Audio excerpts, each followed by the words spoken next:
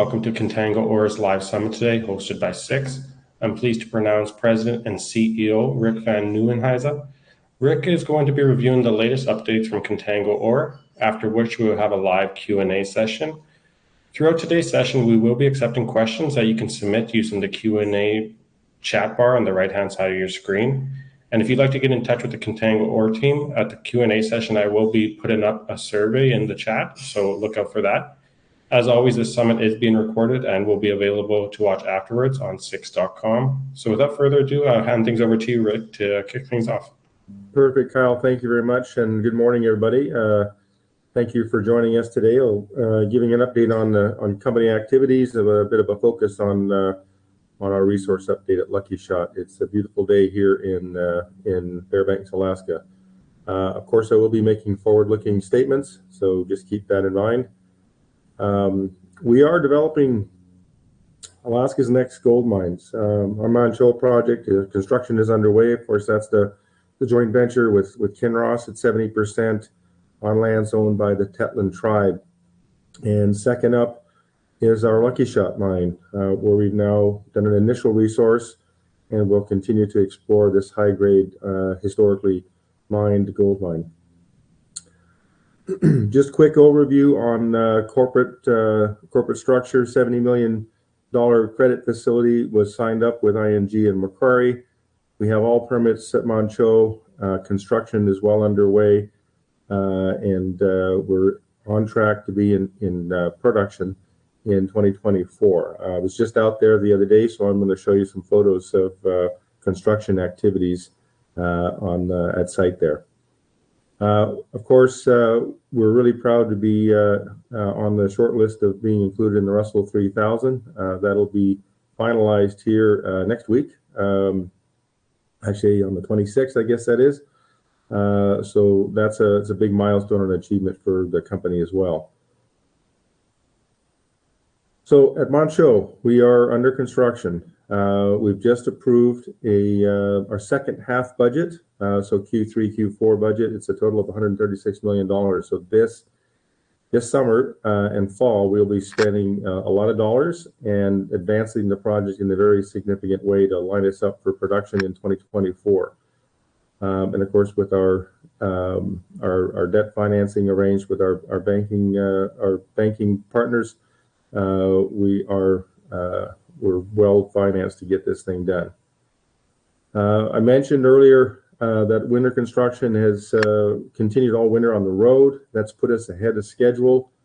And so if you went out there today, this is what you'd see. Basically, the road goes all the way up to the mine site.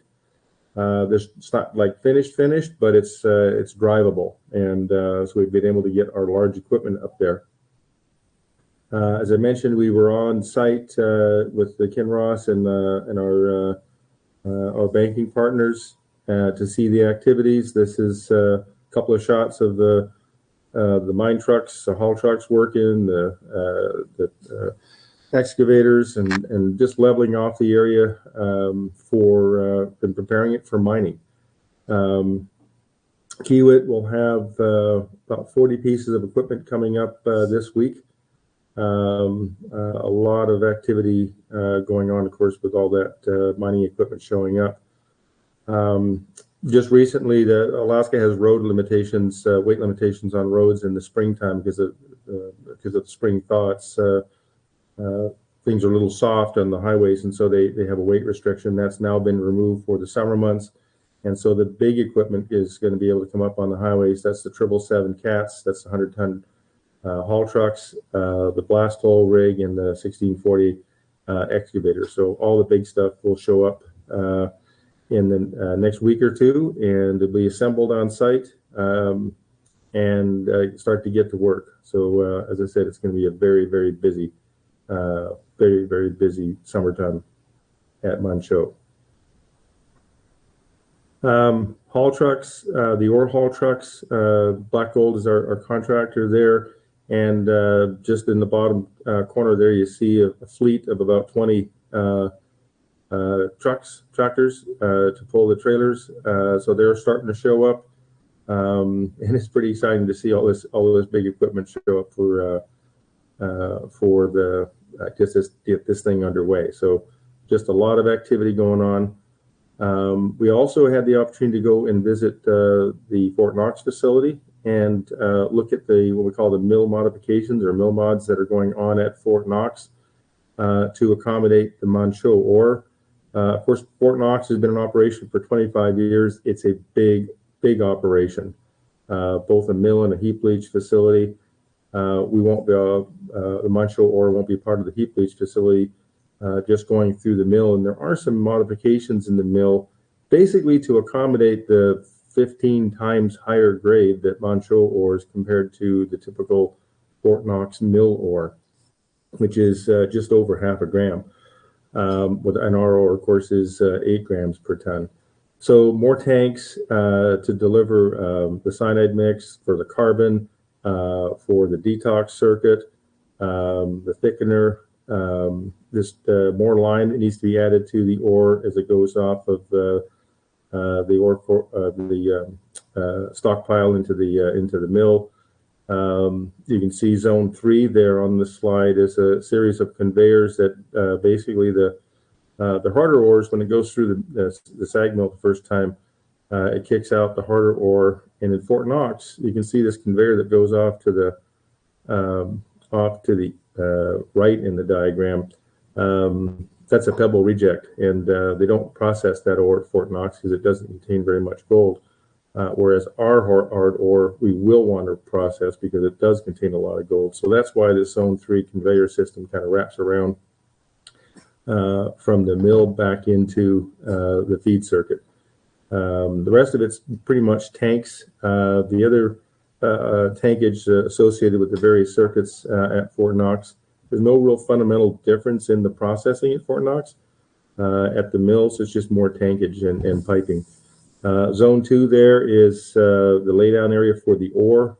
That's under preparation right now. They're building a road out to it and a dumping facility.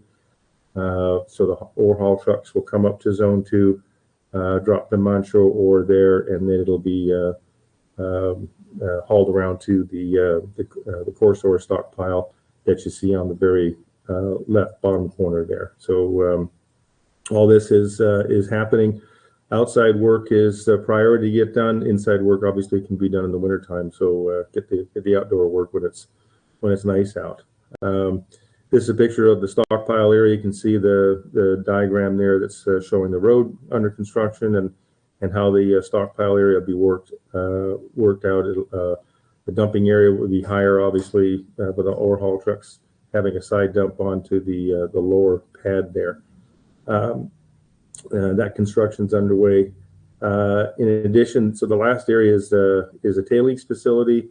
We're going to be depositing the Manh Choh ore in pit in the older part of the Fort Knox pit, the deepest part of the pit. And they need this 14-inch poly line to go down the pit. It's about a 3.5-mile journey from the mill down to the bottom of the pit. Very impressive operation, very impressive size pit. Kinross does heap leaching at Fort Knox, so they're used to splicing this poly pipe together, and they put it together in about 500-foot lengths and then drag it downhill. You can see the middle slide there, the length of the poly pipe, and see that big haul truck. And next to that's a grader. It looks small from here, but both those are big pieces of equipment. So again, very impressive to see all this coming together at site. Just a summary, of course, I think everybody's been following the story knows this, but we'll be producing about 300,000 ounces of gold over the 4.5-year mine life, average of about 67,500 ounces for Contango's account, average grade 8 grams per ton. This is a very high grade open pit ore body. Our capital costs, and as I mentioned earlier, we're on budget, but we are ahead of schedule. So that's a good thing, and we're financed to get this done. Now we've got the last number I think we had to update on here was the $116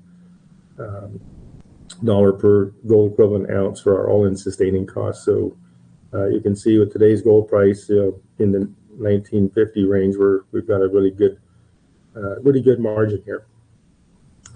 So again, while Kinross is advancing the project meaningfully to production in 2024,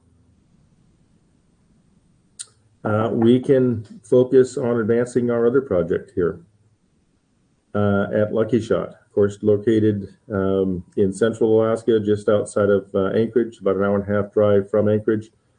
And of course, high-grade underground, historically mined vein.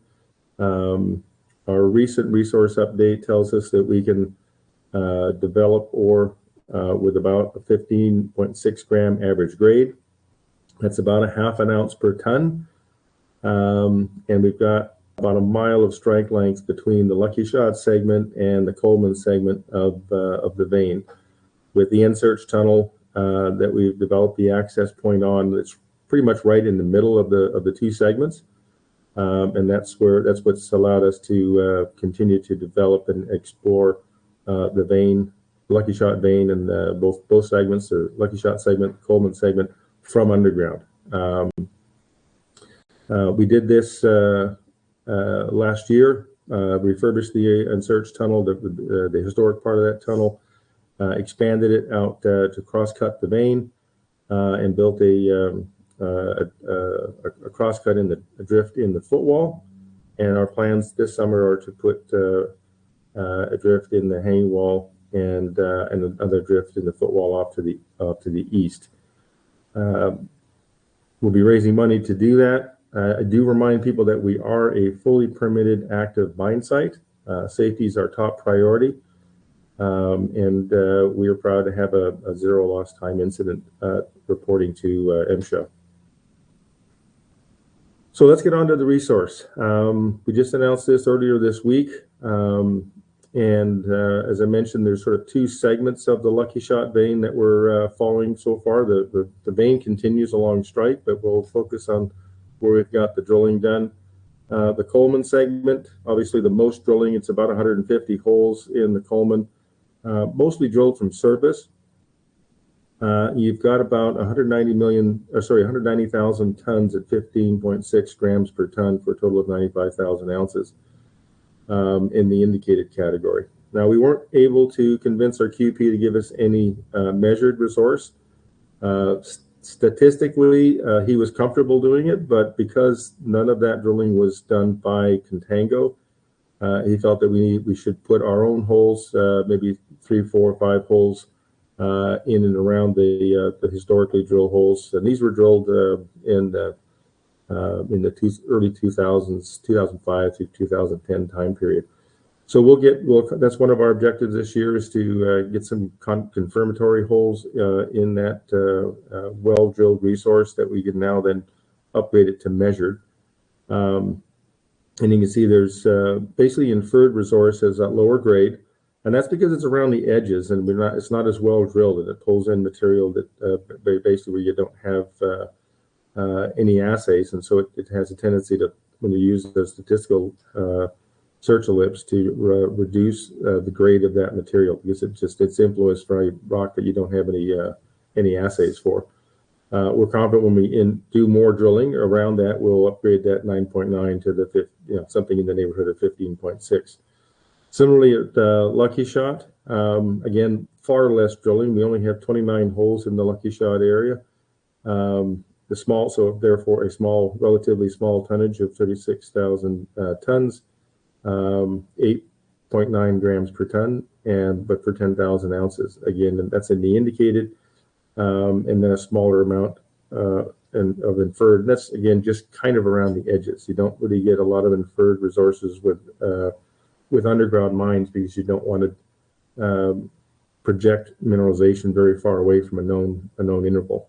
And these are high-grade veins, so we know they're narrow, and we use a statistical method to cap the ore, as you don't want to assume too much more ore than is there. You want to have a good mine plan that's conservative, so that when you deliver a ton of rock, you know it's got grade in it. So you combine these, you can see we've got about 130,000 ounces of gold on a combined basis between the Coleman segment and the Lucky Shot segment. Nothing for Warbaby and Murphy. They're just too few holes. I think there's about a dozen holes in each of those areas. They've intersected the vein, but we just don't have enough drilling to have any sort of a resource there. As I mentioned, the vein is open both to the west and to the east, so west of Coleman and east of Murphy, and down dip. Now, I mentioned this capping strategy, and we definitely have used it's called disintegration analysis. It's a statistical analysis to reduce the influence of high-grade samples. And so the more information you have, the more it allows you to use high-grade samples. Where you have less information, you only have one drill hole surrounded, with a large distance between them. It will reduce the influence of that high-grade sample. And so you can kind of see this in this diagram here with where you've got good drill density, the more pinky red colored blocks of the block model stand out, whereas we have less information. It tends to lower the capping strategy. It lowers the influence grade. You can see the historically mined area there. That's not a blanking drilling. That's actually where they mined out in the blue circle there. So we know that was ore. So we know we just need to drill more above it and below it. And of course, we're open down dip on the ore body. So I think with further drilling, we'll see an increase in our capping strategy, and an increase in the sense of a more liberal capping strategy, which will add ounces. And statistically, that's shown in this table here, where you can see, if I take the Coleman example and you just stick to the indicated grade, 190,000 tons, 15.6 grams per ton, when it was using the capping strategy. And if you used all the assays as they come across from the assay lab in the certificate, you can see the difference there is almost 21 grams. So it's about a 30% difference. So we've reduced our ounces by roughly 29% by using an aggressive, conservative capping strategy. So rather than having 127,000 ounces, we've reduced that to 95. And similarly at Lucky Shot, you can see the grade has gone from 8.9 grams per ton with using the capping strategy, whereas if with uncapped, you have about a 13-gram grade. So again, a difference of 10,000 ounces versus 15,000 ounces. So, which is an even greater metal loss if you sort of view it that way, or being more conservative by 38%. And that's because we have less drilling over here again. As we do drill more, get more drilling information, we'll be able to reduce that capping strategy loss. And I think we're not going to get it down to zero, but I think there's potential to get it down to sort of the 10 to 15% range. Typical capping strategies reduce about 10% of the metal. We have a very coarse ore and a very nuggety deposit, if you will, and so ours may be a little bit higher, but we'll certainly be able to improve the total ounces reported by using a less conservative capping strategy. So just want investors to understand we are being conservative, but as we gather more information, we'll be able to probably loosen that up a bit. Now, if you look at exploration upside, and that's what we know, 150 or 125,000 ounces is not enough to start a mine. We think we need somewhere in the 250 to 300,000 ounces range, but we can see that there is plenty of upside here. When we look at the Coleman, we've got plenty of spaces to increase down dip in both the down dip projection, but also on an ore shoot that is trending back towards the Lucky Shot. I think we've got about 100,000 ounces here now, and I think there's probably room for about 150. And of course, Lucky Shot, which is again far less well drilled. You can see the density of drilling difference here, but we're open completely down dip, and we now have the infrastructure in place with the refurbishment of the Lucky Shot the inserts at it. if you look at the block model in terms of measured and indicated, it's another good way to sort of look at an ore body.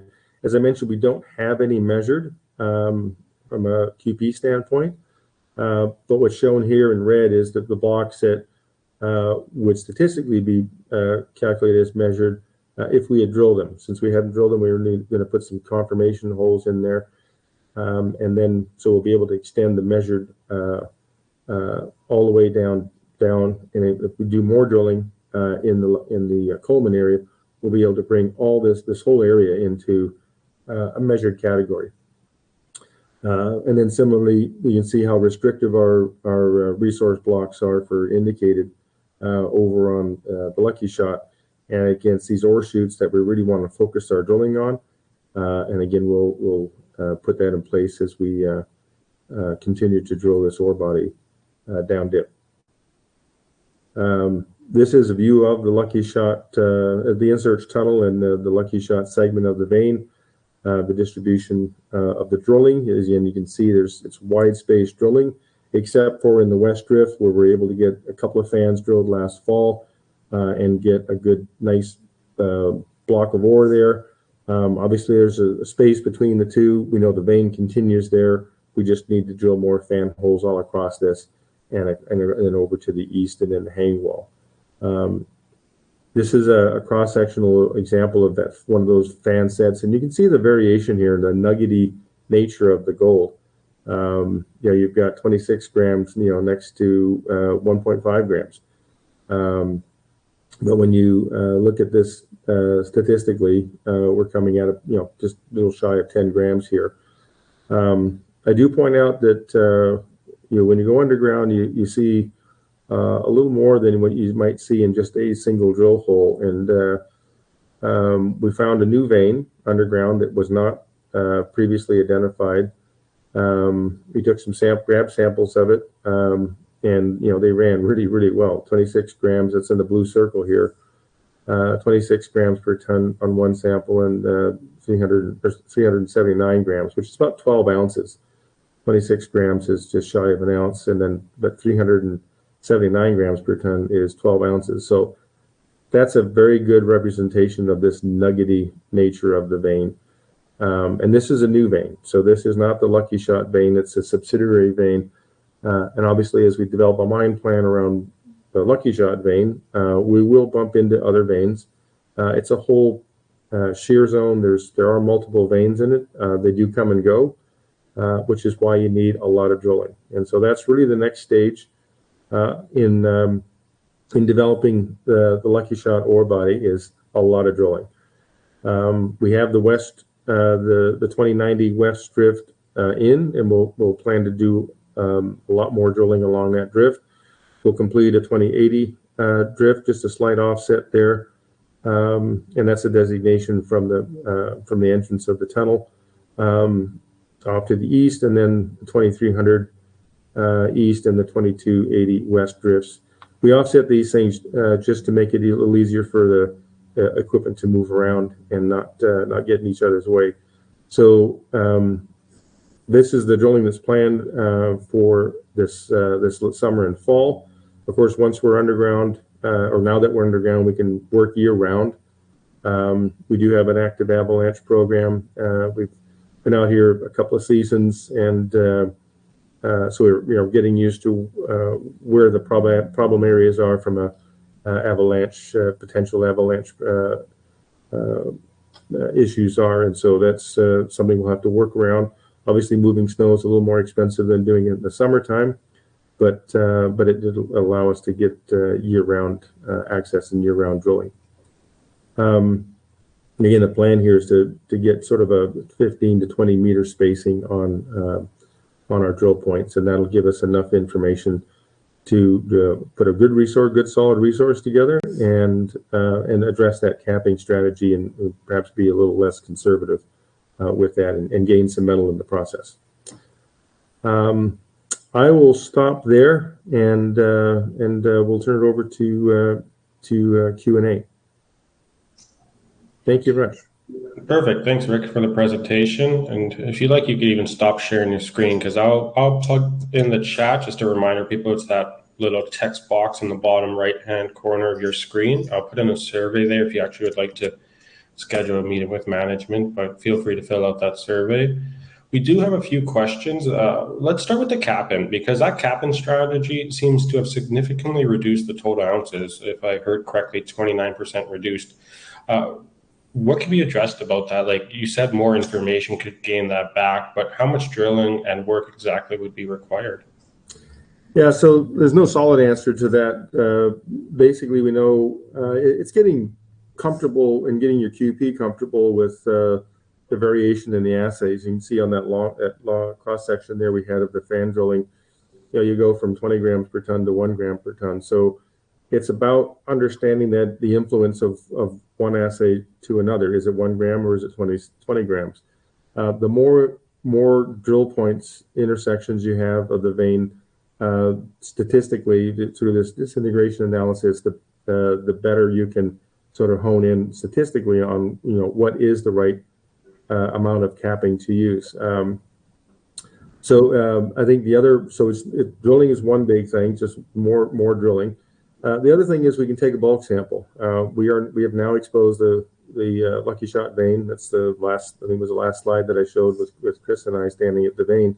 We can take a bulk sample of that. We can go mine 10 tons of that or 100 tons of that and process that through a mini mill at a metallurgical facility.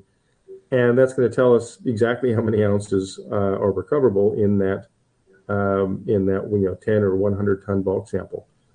Because the project is located on the road and with good infrastructure, which is a big advantage, certainly in a place like Alaska, that's not a difficult thing for us to do. So that is something we'll be taking a look at over the course of the next year here. Just taking a big bulk sample, and that'll help, sort of address, because you'll have drill points in there, and you'll say, okay, based on the drilling, we thought there was X number of ounces using our capping strategy, and we go and take a 100-ton bulk sample, and we go, oh, geez, the gold's actually, if you uncap it, the gold's actually all there. So that's it'll be a bit of a process, but it's a good question, and you're better off being conservative in these cases, because what you don't want is to plan on having a bunch of gold there and go pay for mining it, and then see that you've been too liberal in your capping strategy. And we've seen examples of mining projects that have had that very thing and have had to shut down. So that's something we want to be very very prudent about. Do you think everyone in this industry should be using this disintegration analysis for capping, or like you say, it's rather liberal with some methods out there? So do you think every stage, or is it a specific stage of a project, maybe companies should be using this type of strategy? I think when you're putting out a resource, you want to be confident in the resource, and there are other ways to address capping. Some people just say, okay, well, they do look at a curve and they say anything over 20 grams per ton, we're just going to call 20 grams per ton rather than using the 30 or 40 grams per ton that got in it, or the 359 grams or 79 grams that we got in the one sample. The disintegration analysis is a much more sophisticated statistical approach, and it's one that I think is appropriate for these kind of nuggety ore bodies. Thank you. We had a pre-submitted question here, just wondering about the status of permitting. So Lucky Shot is a fully permitted mining site. So for mining, we're fully permitted. If we want to process and dispose of tailings on the site, we would need to permit for that. But from a mining standpoint, we're fully permitted. Thank you. And another question here. Do you plan on sending the ore to Fort Knox? We have no plans right now. First step is to find the ore body and define it, and look at what the best way to process this thing. We'll obviously take a look at that option, because we know Fort Knox has a big mill, and it's a hungry mill. There's plenty of capacity in it. This is a very simple ore from a metallurgical standpoint. It's quartz, very low sulfide, and free gold. So it would certainly fit in the Fort Knox circuit. But I think we really want to understand the ore body first, what it's going to cost to mine it, what it would cost to transport it. We do have the advantage of having rail within about 20 miles of the Lucky Shot facility, so we could use rail to get up to the Fairbanks area. There's a few other mills around in Alaska, so we don't just have Fort Knox to look at, but we could also look at building our own facility. And that'll just really depend on, we'll do some trade-off studies and understand what the best alternative is. And I'm sure we'll have a discussion with the folks at Kinross. We obviously know them well, and we know they've got a big mill. So it's a great piece of infrastructure for the state to have. And so it's definitely worth taking a look at. Perfect. And I'll just refer to the audience again. Remember, you can continue to submit questions here, but I will go to the audience for questions. And I'm going to actually combine two because they go well together. How many years are you expecting to be in production? And on top of that, can you extend the life at Manh Choh? Yeah, so we don't officially have reserves at this point. So it is just an initial resource. We're targeting to develop a resource of, say, 250 to 300,000 ounces of gold. And this would be in a measured indicated category that we can develop a mine plan around. Assuming we can do that in the next year or so, I think you're looking at a project here that could probably start up producing 30,000 ounces and then quickly ramp up as you get more development working bases going to about 50,000 ounces. That's the size and scale of a mine that we envision. So, and just to put that into context, say comparing to our share of Manh Choh, that's a 50 to 75% increase in our gold production. So it's a pretty significant, for us, it's a very significant increase in production, and we think it's something we can do fairly quickly, and for not a lot of capital to develop the ore body. We're working on budgets now. Obviously, inflation's come down a bit. I think actually come down significantly for construction-related activities. But we just we're going to want to budget that and see. We've got some surface drilling to do. We've got a lot of underground drilling to do at Lucky Shot. So we'll get that lined up for later, starting later this summer. We do have to finance with Manh Choh's, we got Manh Choh organized, and now we want to raise more money so we can do more work here at Lucky Shot. Definitely.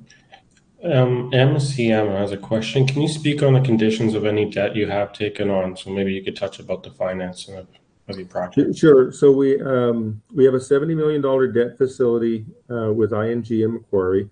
We've used $10 million of that credit line, if you will.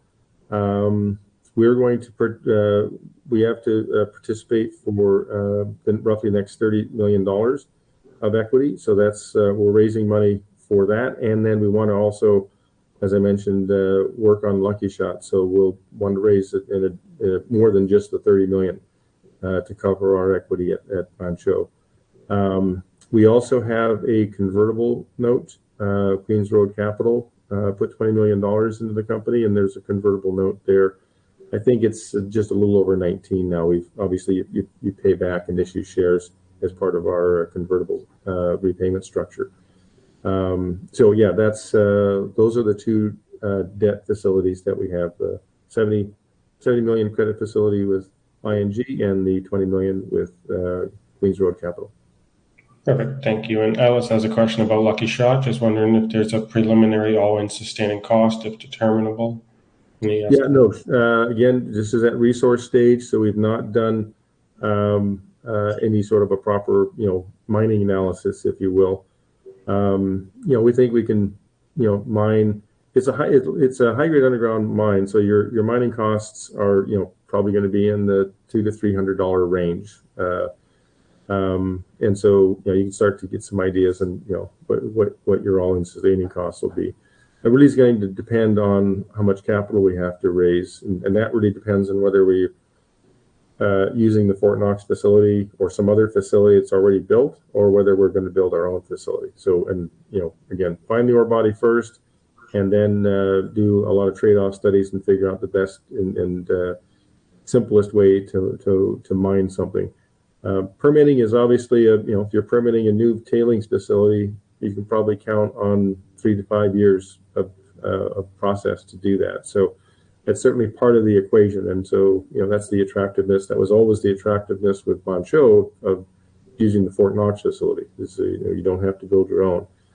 So it changes the economics, and it also changes the time. And we all know time is money. So we'll definitely be looking at both those opportunities or both those options. Perfect. And we addressed all the questions in the audience, so I'll leave you with the closing remarks. Maybe what are your thoughts on if we're going to experience the summer doldrums in 2023 and what people can look forward to in 2023 in regards to Contango specifically? Well, certainly, at Manh Choh, showed the photos, and there's just a lot of activity going on. This is the main second half of the year here is where the main expenditures are going to come at us. And I think when we go out there in September, we're going to see an open pit, stockpiles of ore and waste, and a lot of activity. They've got I think it's 6 or 7 geologists hired, and they're getting training now. So it'll be a very busy year out at Manh Choh. So we'll certainly be updating our investors and shareholders on that front. And then at Lucky Shot, obviously we've got to raise some money to get the program underway here. But once we do that, we'll have a pretty aggressive program with surface drilling over on the Coleman and then underground drilling at the Lucky Shot. So a lot of news flow. And once we start the underground program, the surface program, I think we want to be out of there by the end of September, before get too much snow up on top of the mountain. But underground, we can drill all winter long, and so we'll have a lot of news flow based on all the drilling that's going on there. Perfect. So pretty exciting time, and I think obviously this time next year we should be looking at gold bars coming out of Manh Choh.